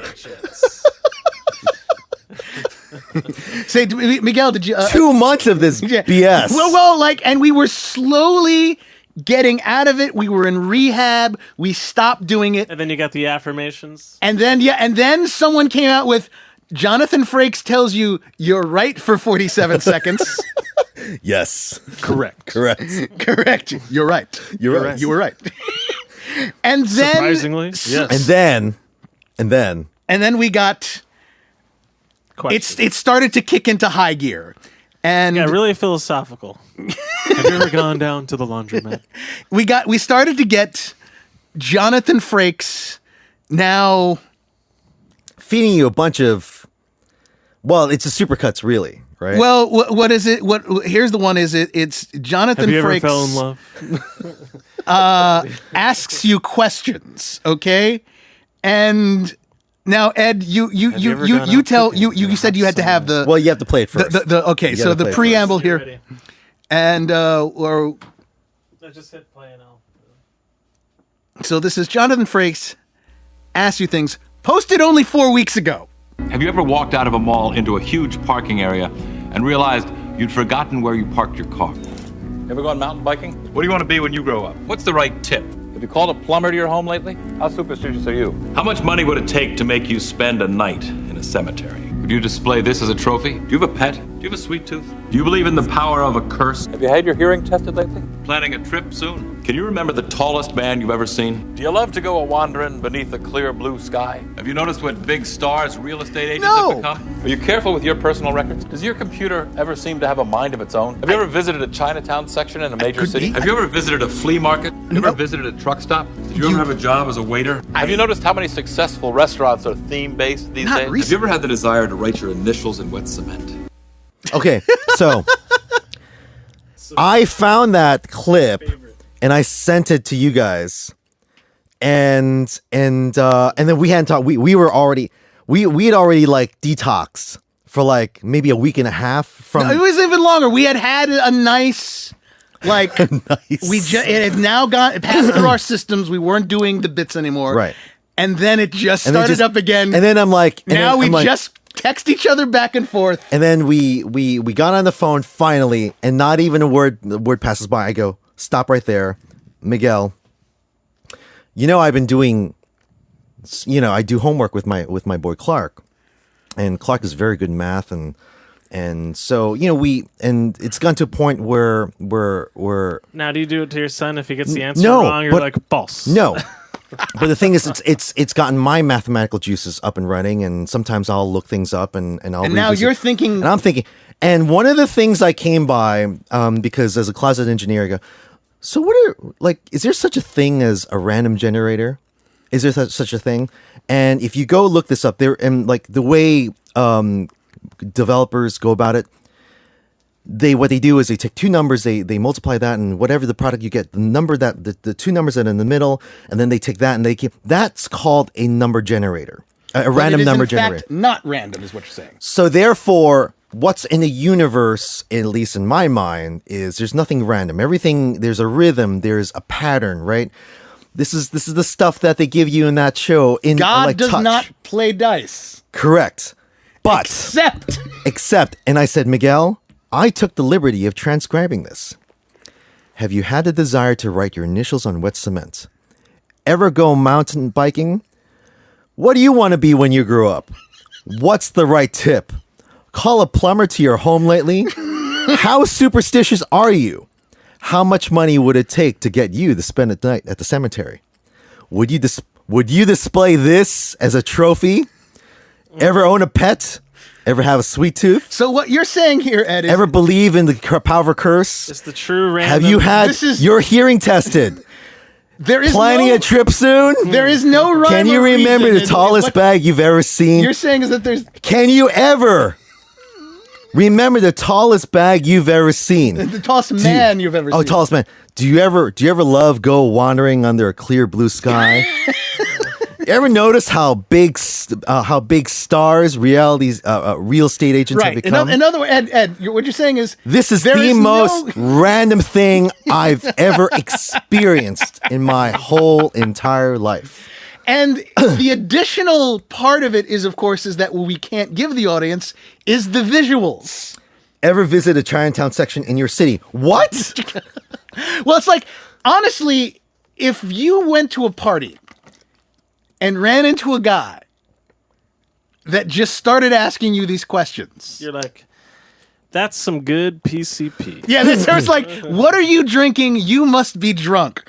And But this is just a roundabout way of getting to like Jonathan Frakes' him as this weird, he's morphed into this weird cult figure. What is he doing today? What is he Directing doing a lot. today? Oh, yeah? directing Yeah. a lot. Now, Frakes after Next Gen, he got some acting gigs here and there, but mostly what he dedicated himself is to some feature, but mostly a lot of TV directing. And he's actually quite in demand. But then in 1997... And we're very happy the fact that he's going to be directing, now this just came out not too long ago, episodes of Picard. episodes of Picard that's going to be coming up, by the way, authored, written by Michael Chabon, which is wow. That's crazy. Okay. And he had also done some of Discovery, Star Trek Discovery. Now, here's the thing, though. There's something about Frakes that is almost, he gives off a vibe kind of like a real live Ron Burgundy. All right, after Star Trek. Oh, really? Here's the really? through line. After Star Trek The Next Generation is off the air, because remember, it goes off the air in 1994. In 1995, he hosts the Fox broadcast for the then topical Alien Autopsy, which, by the way, the full title of that special was Alien Autopsy, Fact or Fiction. Now, that stuff is, of course, ridiculous nonsense at this point. Everyone knows it's fake. You decide. Yeah, but it's like already there, like, okay, this is something you do now. Is that what it is, John? He goes and then hosts in 1996 a show on the then struggling UPN network called The Paranormal Borderline, which was, again, another one of these, here's all these ooky spooky stories and stuff, alien abductions, cryptozoology, you name it, and actually has some controversy to it because apparently there was a portion of one show, a hoax about the Yeti, the abominable snowman, that he then distances himself from the show because of this faked abominable snowman footage, which again, I had a slight interest. I had a deep interest in the paranormal when I was younger. I was just out of, and it was the sort of thing where I was aware of it. Okay, now Fox creates this show. And I can't help but feel that they probably just wanted to capitalize on that alien autopsy stuff. And, of course, the fact that this is the late 90s. X-Files, too. Right. Mm-hmm. X-Files is doing gangbusters at that time. Mm-hmm. So they create, there's the show created, and Dick Clark was the producer of this thing. Oh, dear. Of all people. Really? Yes. So it has a pedigree, right? There's an American Bandstand in there? Absolutely. And so... and originally, James Brolin. James Brolin at the time was the host for the first season. And it is no less filled with those dumb puns and stupid, But then someone had to decide, like, hey, this guy James is just not. This is not working it out. This is not working out. After one season or whatever, Brolin was out, so they have to find someone to replace Brolin. Thanos is going to change that because his dad, he's got like, the snap.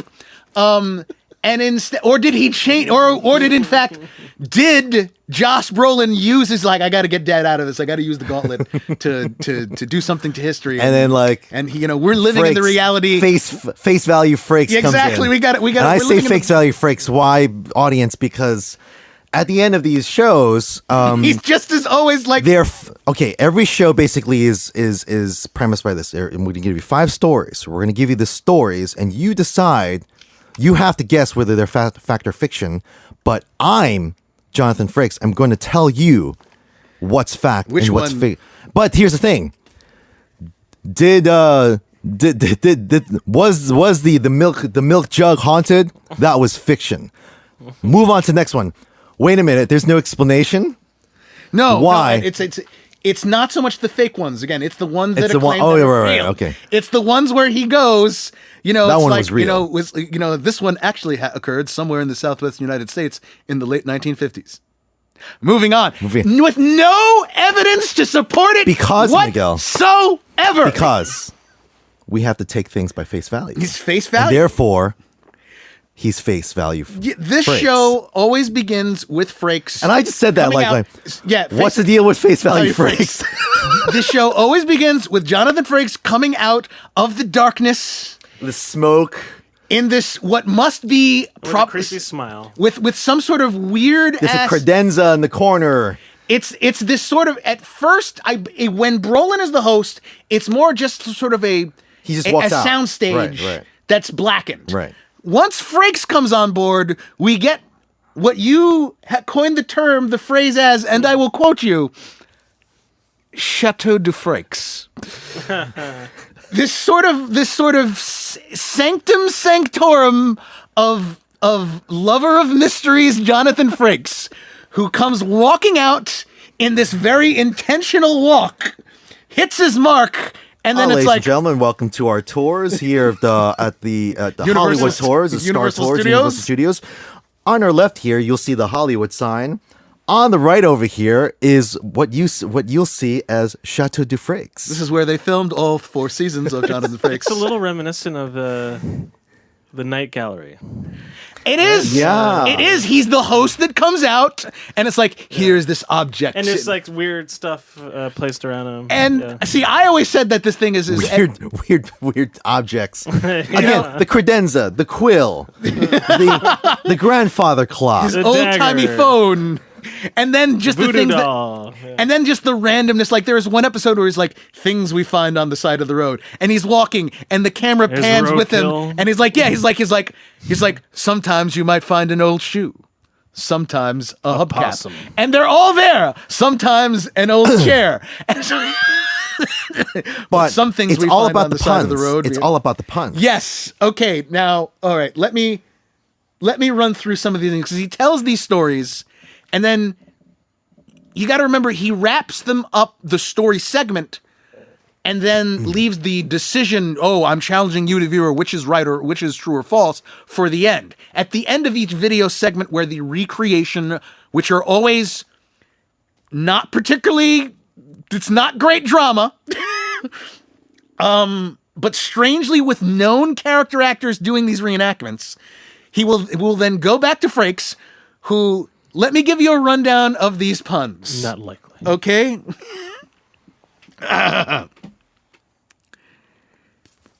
Is this tale of the deadly game of ring toss inspired by an actual event? Or have we rigged the game once again? Do you accept this tale of an octopus who lived inside a human being as true? Or you've been inked in the face. Or is there something fishy going on here? Is this story of the wicked cemetery boss based on an actual event? Or are we burying the truth between a mountain of lies? Then there are there are some of the longer ones.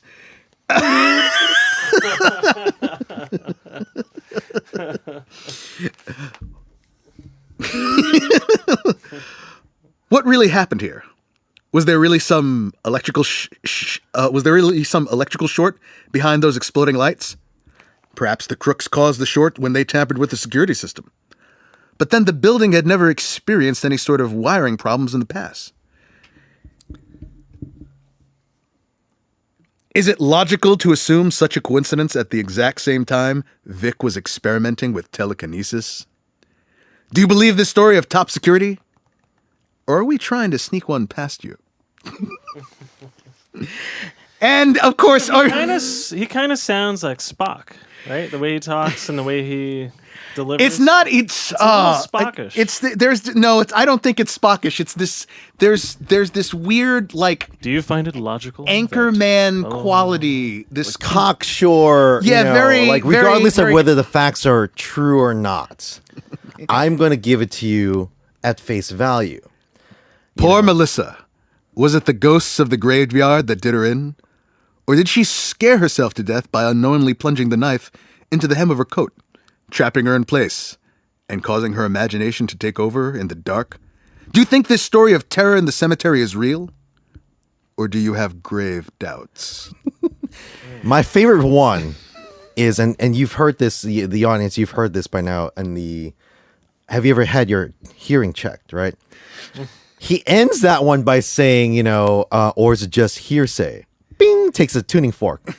Bing. Yeah, the props become a big part of the show. Of his puns. Like, it's like he ever go mountain biking and like he has to. He's got the helmet on. He's got the bad helmet on, and he's clearly not about to bike anywhere. Yeah, because he's got this black 3-piece suit on. And he's in a small enclosed black room. Now, this does get lampooned in pop culture because apparently this is something that was out on Netflix, something called How to Sell Drugs Online, and we found this out because the IMDb, Jonathan Frakes, 2019, he does something called How to Sell Drugs Online, just for like a little bit part as himself, lampooning the and it is recent because it is him in his as he looks now.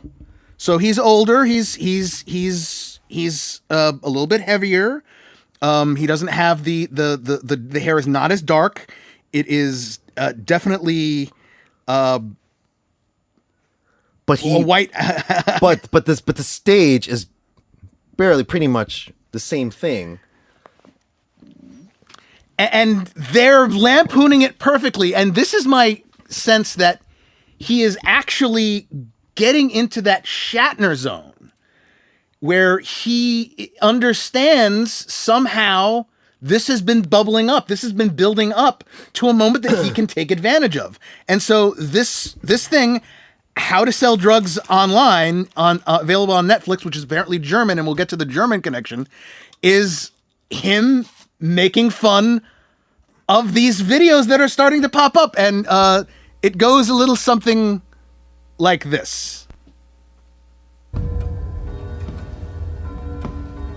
Hello.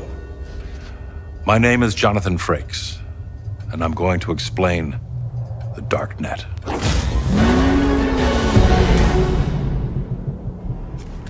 Did you know that every time you take a photo, your location is stored in the image file's metadata?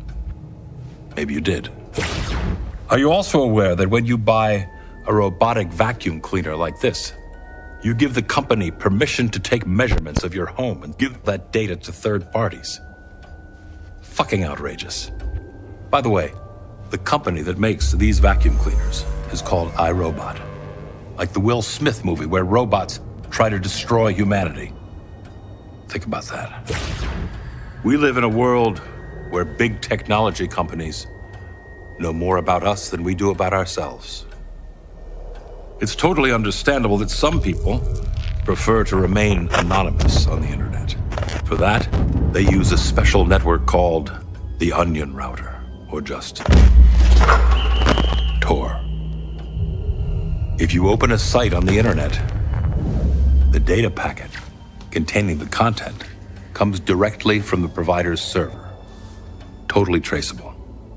If you open a darknet address, the data packets are not transferred to you directly.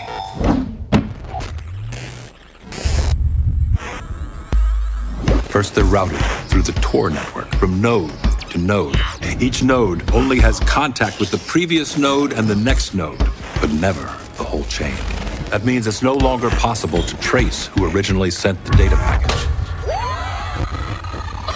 Are you really sure that it was Lisa who sent the data? Or did we use the darknet to keep you in the dark? Okay. So he is in that Shatner area. He is aware. Very aware. Of this. And it's funny because this show that's on Netflix, How to Sell Drugs Online, is German. And one of the funny things about it is that the show apparently, beyond belief, fact or fiction, became a gigantic hit in Germany to the point that there were spin-offs under that brand name over there where it was here in West Berlin. I can have to tell you that Jonathan Frakes, he's like he's what we call a patron saint of puns. Wunderbar. When Jonathan Frakes did the story about the haunted milk can, I understood that life was very much like that milk can. I named my first child after William T. Weicker. As you know, life is like milk. It is important to grow, but ultimately it is nothing but pus. Now, here's the thing. The show is absolutely ridiculous. And not at the same time. But there is something strangely compelling about this, and he is having this moment. And I hope to get more out of this. I think because you and I, we thought that one video, him telling us you're wrong, that's it. You can't make fun of this anymore. Look, and they are squeezing as much juice out of this as they can. As of yesterday, you were like, no, you're going to watch 2 episodes of this, right? Going into the show that we're doing right now, you're going to watch 2 episodes of this in order to get a feel of what the show is, all right? Because it's not enough to watch those cute YouTubes, and just get a laugh out of it. No, if you want to get a sense of what Frakes is going for, you need to sit down. Okay, fine. I watched one whole entire episode, and I scrubbed the second one. And I said to you, when I pick you up this morning, I'm going to run you over with my car. And Don LaFontaine will be doing the narrating as I do it. There's no need for anyone to watch these shows. I will say this. Some of the segments can be engaging because there's like I said, this weird mystery stuff. Mystery stuff. 3 out of 5, it's like something that involves homicide, right? Which is what I told you is why it's absolutely positively none of it is true. It can roll and feel like a procedural, right? And you wait for the pun or the resolve at the end, if it's fact or fiction. And then there's one where I'm like, all right, so there's a lawyer who's defending this guy who's been convicted of murdering his wife, whether that's fact or fiction or not. And as the jury says not guilty, he gets off scot-free, and then trips over his an elevator, thereby getting stabbed by a pen that he holds. Is that fact or fiction? And I'm like, when that happened, I went, oh my God. See, you doubted the power of Frakes. Is this story possible? Did 3 acrobats really choose to avenge their sister's death, using the skills they had perfected over the years? If that explanation seems far-fetched to you, how do you explain the witness who claimed to see a giant? Were they experiencing mass hallucinations? Is this story of familial revenge a true one? Or is it just another one of our tall tales? This is how this show just continues on. And I think that there is a lot more juice. Ed, I believe that what we need to develop... There is really no more juice. No, Ed. We need to develop a beyond belief fact or fiction drinking game. I believe that there should I'd rather hear you go on about Robert Stack on what was it that you say? He did it right. He did it right. He did it right. Come with me. Because Frakes... Join because me. Frakes is just... Let's play a little game right now, gentlemen. Called Fact or Crap. It's your call. It's your call. Because, honestly, that's what Frakes was asking us at the end of every single episode. Now, to end this episode out... I want us to I just recommend, for fun, for laughs, like I said, I think a drinking game could be done with you and your friends at home. Just All right, check it out. Oh, he's got a game called 2 scenarios. Read it like Frakes. So it's gonna be, you got a 50-50 shot anyway. Okay, what is it, from Fact or Crap? All right, from Fact or Crap. Yeah, do it like Frakes. Let's not do this one. Yeah, just be random about it. All right.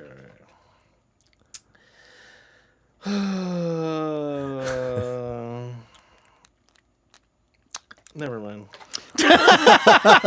Which is actually the attitude one has at the end of any episode of Beyond Belief, Fact or Fiction. That is kind of what he's saying. Do you believe this? Did this happen? Never mind, it didn't. If you have shingles, sorry. if you have shingles down both sides of your body. You will die if the two areas meet. Fact or crap? I'm going to go crap. Correct. You're right. You're right. Ever record a podcast episode with your friends? So I just go out, anyone. I think that there is going to be more to this, especially because he seems to be aware of it. And we needed to talk about this because it has having this moment. Guess what year this game was created? Is that a fact or crap? No, it's a real 90. 2002. The year that Frank's beyond belief Frakes died. Did Jonathan Frakes die? What people don't realize, my thought balloon. I invented that game. My brain got uploaded. Nah, to you know, the computer. it does. I think it's. I'm trying to figure out whether the chicken or the egg came first. Did Peter Graves do his hey Bobby, ever see a man naked? You know, when he says that on an airplane. Right. Which came first? Which one? Which came that came first, right? Yeah, obviously, yes. Okay, so over the random questions, right? I just wanted we just needed to cover it because it's just such an odd effing thing, and Frakes is so dear to so many fanboy hearts, and I leave you with just a sampling of Jonathan Frakes on Beyond Belief, Fact or Fiction. This is sort of stream of consciousness.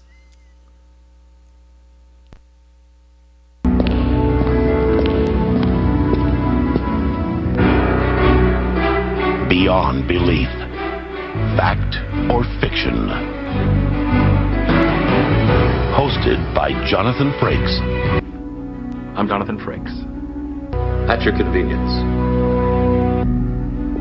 Can you remember the tallest man you've ever seen? I stand 8 foot 11 and 1/10 inch. If that explanation seems far-fetched to you, then how do you explain the witnesses who claim to see a giant? I'm Jonathan Frakes. Squeeze this, rub this, listen to this. I'm Jonathan Frakes. The sounds it emits are far more intense than the usual annoying squeaks. In fact, they are sounds that seem to come from the depths of hell itself.